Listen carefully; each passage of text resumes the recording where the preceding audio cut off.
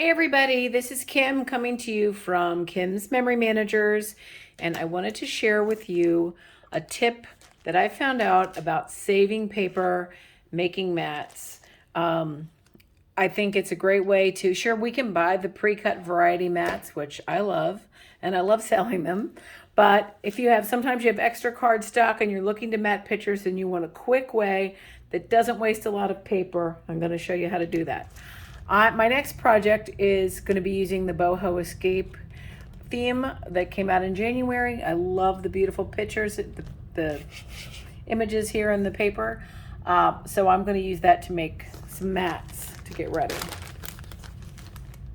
So here's an important part to remember. You just need a piece of paper and you need a 12-inch trimmer. All right. Now, so to start,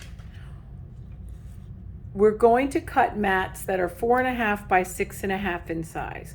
That way, if we have a 4x6 photo that is not require any cropping, it will fit perfectly on the mat, so we'll be ready to go. Before we start, we need to cut our paper, which is traditionally down, it's 12 by 12. We're gonna cut it down to 11 by 11. So I'm just gonna cut off an inch, and for inch measures, it's real easy to use this 1-inch side here.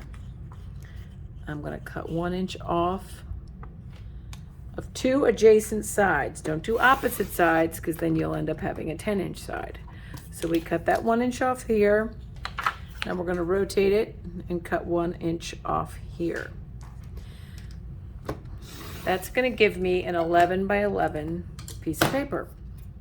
If you don't believe me, let's put out the handy dandy arm and double check. Never hurts to double check. All right, there's our 11, and you can't see it, but there's our 11. Okay, so let me just show you a great feature on the arm of this trimmer. This line right here shows us exactly where the blade goes, and it's 1 inch from either end of the housing. Why does that matter? Because when you're cutting paper, you're not sticking your head all sideways looking to see where that white line is, yet it's important to know where the blade stops. So, keeping that in mind, we're gonna make our first cut. I'm gonna go put my paper on the 4.5 inches marking. Now, I wanna cut down to 6.5 inches, but remember, I can't see the side, and my 1 inch, my white line is 1 inch from the end of the housing. Here I've got a nice ruler that'll show me where the measures are, and I can look over here, but it's kind of hard to imagine. So if I'm looking to stop my blade at 6.5, I want to take the bottom of the housing down to 7.5. I'm adding an inch. I'm gonna scoot this up a little bit. So I'm going to pull the blade down until the housing stops at 7.5.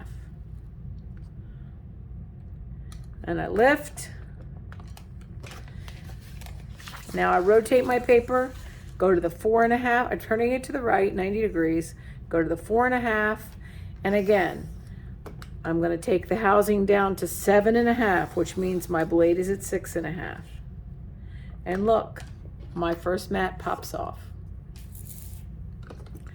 Turn again to 4.5.